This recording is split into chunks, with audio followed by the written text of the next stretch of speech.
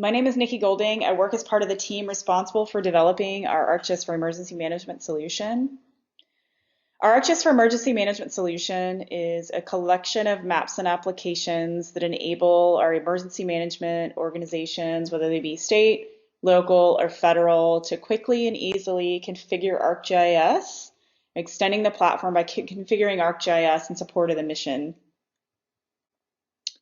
A couple of implementations that I'll point out are My Hazard Info in the upper left-hand corner. My Hazard Info has been implemented both by the state of Colorado as well as the town of Bluffton.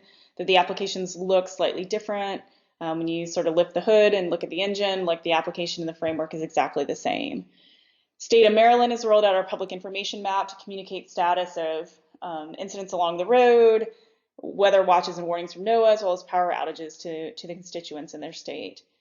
The fourth thing is a damage assessment dashboard, which is a configuration of our operations dashboard that allows organizations to monitor the status of not only where damage assessments have occurred, but where they need to occur, and overall estimate as a result of those assessments that have been made up to that point. This is what ArcGIS for Emergency Management looks like today. Everything that's represented in orange reflects the work that we've done over the last year. So you'll see that we've more than doubled our solution offering over the last year as a result of the work and focus and emphasis on by the team on various phases or various needs from the community, I should say. From a technology perspective, this is what the solution looks like. You'll notice that we have a large collection of web and mobile configurations. What you'll see over the next year is we'll begin to get a little bit deeper into the desktop analysis and workflow that these organizations do, as well as providing Pro templates and configurations tied to Pro to show them ways that they can leverage both desktop and Pro in the work that they do every day. From a download perspective, up to the beginning of this year, we were tied to the local government download system. So we pivoted our downloads so that we could know and understand who's actually coming to the solution site, specifically for emergency management, and downloading our solutions from our emergency management site. So up to this point, over the last 5 months, we have 1,700 downloads, most of which exist in the US, though we're starting to slowly see additional downloads pop up in other areas of the world as well. A couple of examples of work that we've been focused on is one configuration called Health and Safety Reports.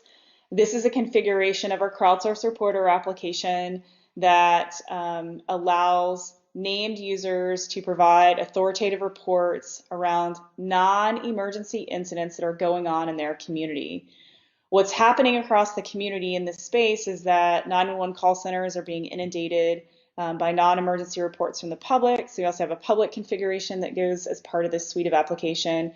We have local public safety organizations that are reporting incidents that they need assistance for, that normally when that occurs, that goes through the phone. So we need to provide a solution both for the public to report anonymously non-emergency reports, but also local public safety officials with a means to provide reports around things like public health issues, request assistance from the state watch officer, but also provide a tool to allow them to really efficiently report information and roll that up to the states. So I can come in as a named user, report the incident, define the status, it's open, I'm just now submitting it. I actually don't need assistance for this particular event, provide a description. I'll just say that we have illegal dumping going on. That is a public health issue. If we have validated it, we can go ahead and indicate so, provide a simple location or place a point on the map, and go ahead and report that incident. What I could now do then is go in and with Crowdsource Reporter and begin to use a configuration of that to curate these reports and ensure that they're being assigned, that they're being worked on, and that they're being moved throughout the system. So again, this is not instead of a 911 system. It's also not instead of an incident management system. It's in addition to those typical solutions that we see in this space.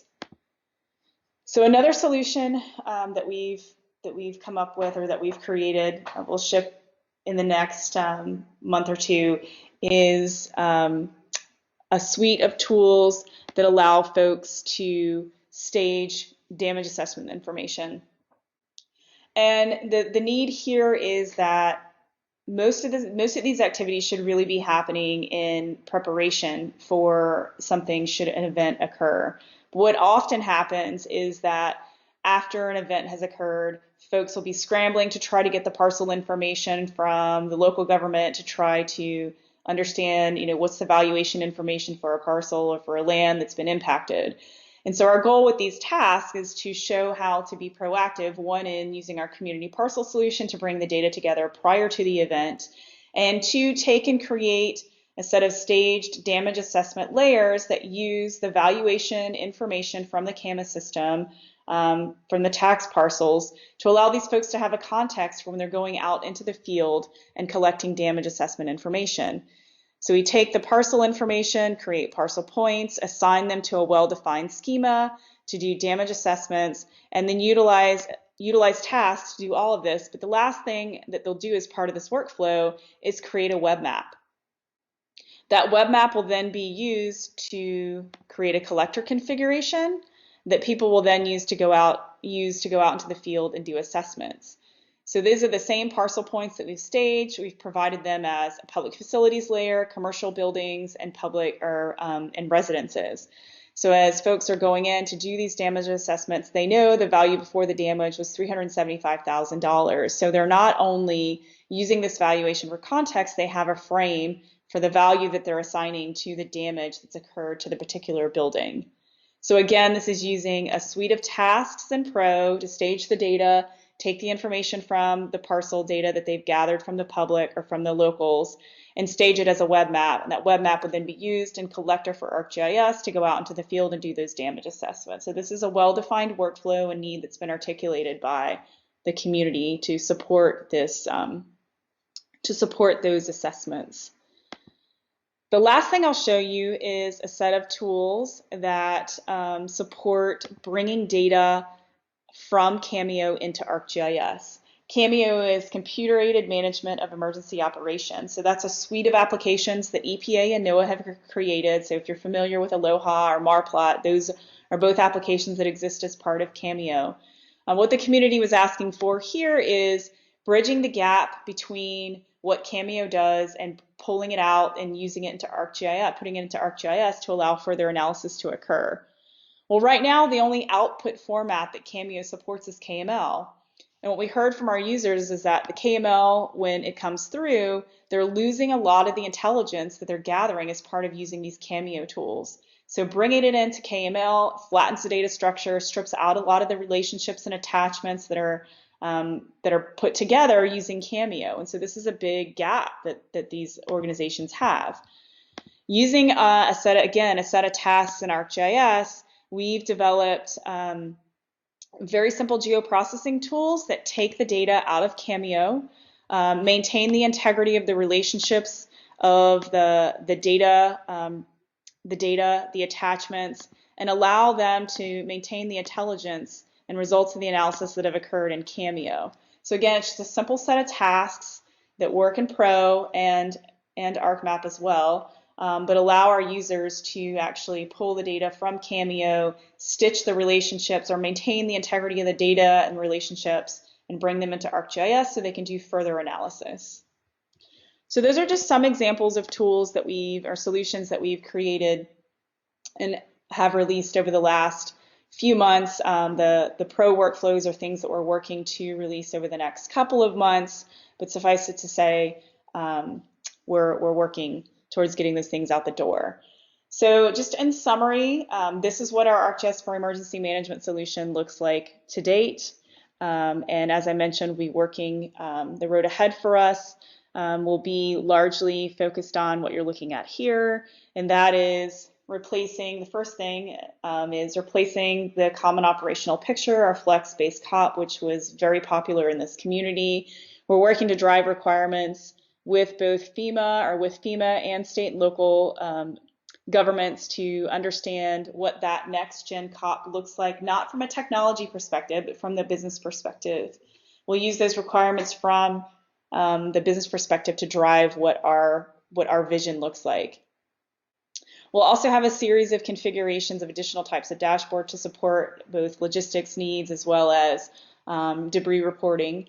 We're also working on a set of desktop templates for hazard mitigation plans, and this is not just communicating about the status of plans. It really is about doing the analysis to understand what